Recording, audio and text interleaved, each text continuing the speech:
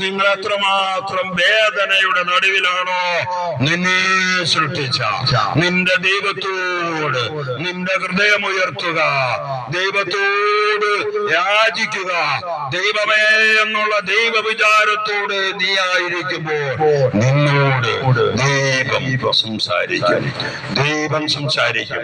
എല്ലാ മനുഷ്യരോടും ഇടപെടാതെ ദൈവം സംസാരിച്ചുകൊണ്ടാണ് ഇരിക്കുന്നത്. പക്ഷേ അതെല്ലാവർക്കും ശ്രമിക്കാൻ ഗ്രഹിക്കാൻ കഴിയാത്തതിന്റെ കാരണം എന്താണ്? ഈ ലോകത്തിന്റെ ഭൗതിക നേട്ടങ്ങൾക്ക് വേണ്ടി നാം ഇങ്ങനെ ഓടിക്കൊണ്ടിരിക്കുമ്പോൾ ദൈവത്തിന്റെ സ്വരം, ദൈവം സംസാരിക്കുന്നത് നമുക്ക് കേൾക്കാൻ സാധിക്കുന്നില്ല. ഒന്ന് ശാന്തമാകുക.